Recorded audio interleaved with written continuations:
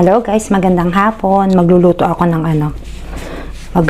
ng pochero. Hapunan na dito. Bali 4 pa lang naman. So magluto tayo medyo maaga-aga kasi gutom na tong dalawang kasama ko. Ano si Adrian busy working. Si Riona naman may ginagawa sa laptop niya. So ito hindi pa to natitikman ni Adrian tsaka ni Riona. Ang huling luto ko ng pochero nung nasa Pilipinas pa ako. Naisipan ko magluto ngayon. So, wala ngang saging yung parang, meron dito, plantain ba tawag doon? Para siyang saging na saba. Ilang balik na ako doon sa shop, hilaw pa. Kailangang lutuin ko na yung beef kasi ma-expired na siya. So, baka mamaya may magreklamo na naman na hindi yung pochero kasi walang saging. Masarap talaga pag may saging kaso yung nakita ko sa shop na binibilang ko ng Asian food, hindi pa hinog yung saging. Kaya kamote na lang lalagay ko kasi manamis-namis din naman yung kamote. So kanya-kanya naman tayo ng recipe. Ito na lang ang recipe ko. Kung ano lang available na meron ako dyan, yun ang niluluto ko. Pag naman sobra sa recipe, napapansin din. Kung walang ganto, bakit niligyan mo pa ng ganyan? So, ayun nga may nag-comment na naman. May isang video ko na may nag-comment ang sabi, hindi ka pala sanay magluto Ito kung si nang-aano ka Yun ang sabi, hindi ka pala sanay magluto. Natatawa talaga ako. Sabi ko na lang di ikaw na lang yung sanay. Sana all. Tapos may iba naman nag-comment ang sabi, yan lang bang alam mong gawin? Adobo. Nakakatawa. Nakakatawa sa totoo lang. Tapos, so yung mga ganun naman, hindi naman ako nagagalit sa mga ganun. Meron talagang ganung tao. Sa 99.9% na puro positibo at puro magaganda sinasabi sa mga video ko, maraming salamat sa inyo. So, meron lang isa o dalawang hindi masaya, baka may pinagdadaanan. Talagang ganon, hindi naman lahat ma-appreciate tayo. Ganun talaga. Pag nag-vlog ka, hindi lahat matutuwa sa'yo. Kahit anong gawin mo, lahat may masasabi. Kahit na ang recipe mo kumpleto, sasabihin pa rin kulang. Pag naman kumpleto, sasabihin naman, bakit niligyan mo pa ng ganyan-ganyan? Wala namang ganyan yun.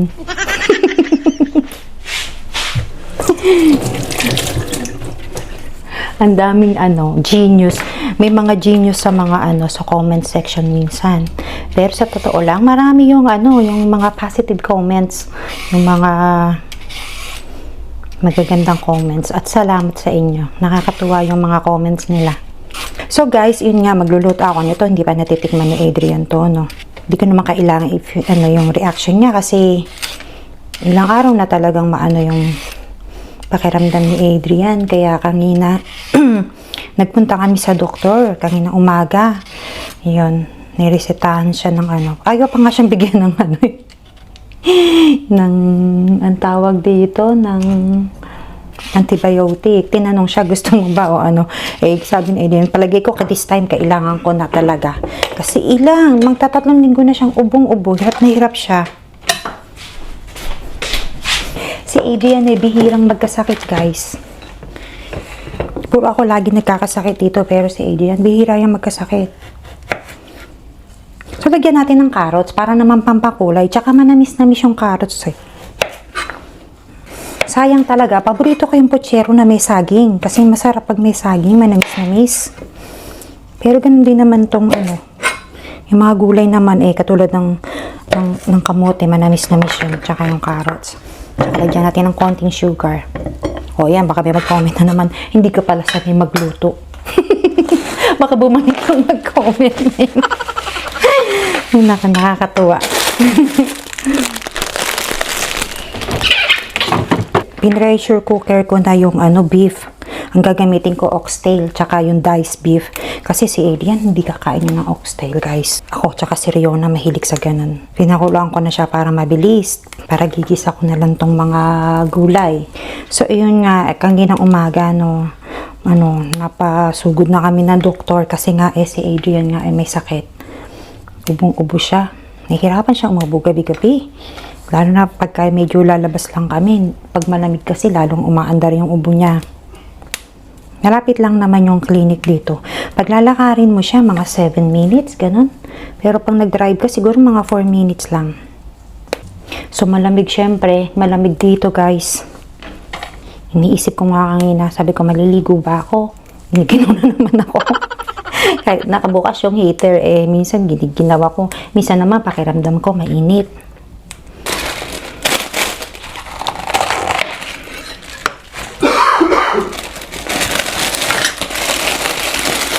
Yan, inuubo pa siya.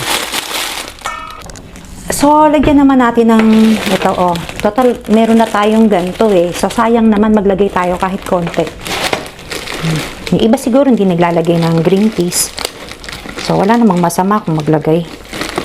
So, wala akong garbanzos, no? Masarap sana pag garbanzos na ilalagay. Meron ako dyang, beans. Paborito ko yun. So, lagyan na natin. Lagyan natin ng patatas. Sayang naman. Ito, lagyan pa rin natin ito. Sayang naman. Nagugutom na ako. Parang marami na naman makakain ko nito. Kaya tumaba na ako ng tumaba. So, sabi ko nga, yung mga namumuna ng mga cooking ko. Mga cooking videos ko. Hindi naman ako professional chef. Kung ano lang kaya kong lutuin. Yan lagi kasi nasabi sa vlog ko. Hindi naman ako professional chef. So, kung ano man yung na-share ko sa inyo na niluluto ko. Siyempre, yun lang kaya kong lutuin. Naninibago pa rin ako sa buhok ko. Nanginayang din ako. May nag-comment pala sabi, sayang naman ang buhok mo. Mas bagay sa'yo mahaba. Ganun talaga. Nagsisi din ako ang haba ng ginupit. Tapos yan, gupit 50. So, yun nga, yun sa mga namumuna sa mga cooking, video, sa mga recipe ko, okay lang yun. Yun na lang pansinin nyo yung cooking videos ko, yung mga recipe. Huwag nyo lang pansinin yung pag-i-English ko. Wala naman pumupuna. Kaya inuunahan ko na kayo. Nakafix na yun. Maraming salamat talaga dun sa mga bago namin subscribers. At sa mga dati din na lagi nagko-comment at laging nanonood. Salamat sa inyo.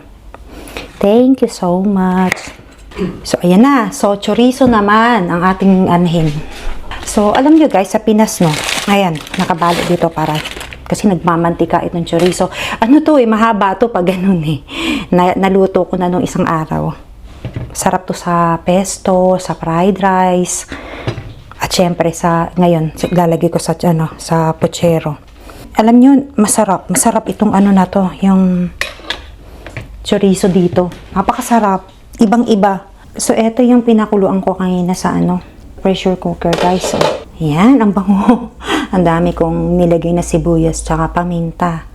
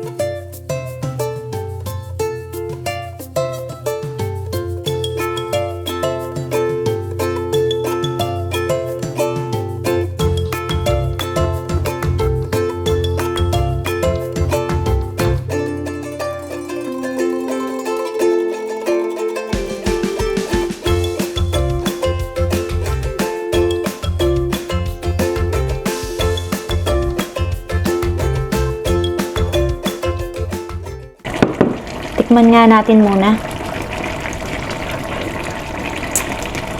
Ang sarap. Kailangan ng patis.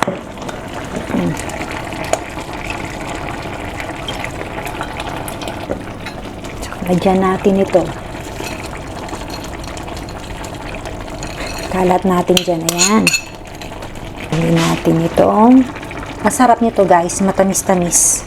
At paborito ko yung malalaking beans niya.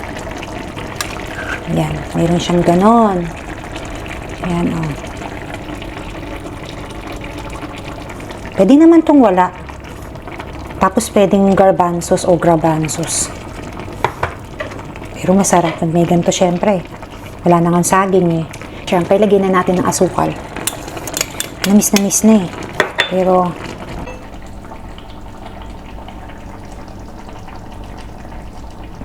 ito ang aking beef pochero. Sarap. Yummy na. Ang sarap. Kasi yung ano nito, lasang-lasa yung ano niya talaga. Yung sabaw ng oxtail, kaya gusto ko may buto-buto eh. So ayan guys, luto na to. Hinaan natin ng konti. Medyo naparami sabaw ah. Kaya ayaw ni ano ng medyo masabaw. So hintayin natin na medyo umano-ano yung sabaw niya.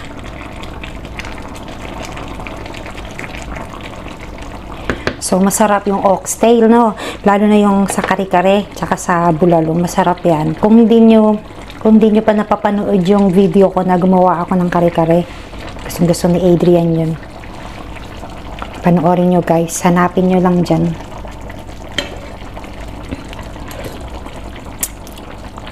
Sarap. That looks amazing, babe. Yes, I hope you like it. So I put there have a diced beef. I know you would not eat the oxtail. Okay, So well, I don't mind the oxtail. I'll give it a go. okay. So I put diced beef, but because it's small, it's become like soggy cook, too much cook. So guys, kakain na kami. Tingnan natin kung magugustuhan ni Adrian, ni Daddy Adrian. You sit there. I sit there. Okay. So I will put the camera in here. Okay, can you call her, love? She doesn't know you're going to. All right. This looks really delicious. Yeah, I hope you like it. Wow, it's got so much flavour. It has chorizo in it. Is that a Filipino dish? Yes, pochero. You can use this bait. Pochero. Yeah, pochero. They have diced beef. Oh, nice. Oh, you have Oh, diced you beef. put the fire beans in. Yeah, I supposed to put chickpea, but they don't have chickpea. But it doesn't matter. That's It needs really good. it Really needs to yummy. put a beans, and I need to put plantain, banana, Okay. but I cannot find ripe banana. That's why. Yeah. So I hope that is alright. Leona doesn't want to be in the camera, guys. So ayan, kain tayo. Thumbnail.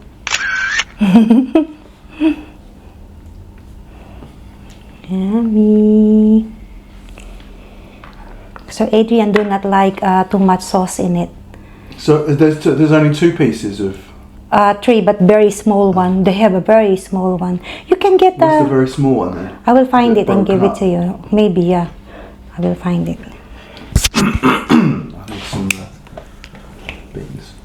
So yun guys, kain po tayo guys. Oh, it's big, isn't it? Look. Oo. Feels like I need to get a bit more meat. Yeah. There are more there. There's so I many think meats. this Ay, that's is one, part yeah. Be careful about the, what is Right. it? The bones, yeah. Kain po tayo guys. This is exactly the kind of food that I didn't like growing up.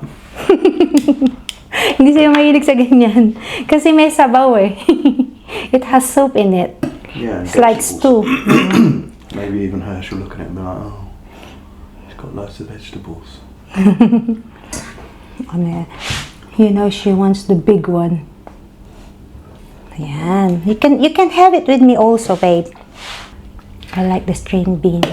Ano ba yan? Yung string beans? Runner The long runner beans. How do you call it in here, babe? Runner bean. Runner bean. Runner beans pala. Broad beans. Yes. I think that might be more an American thing. Pochero.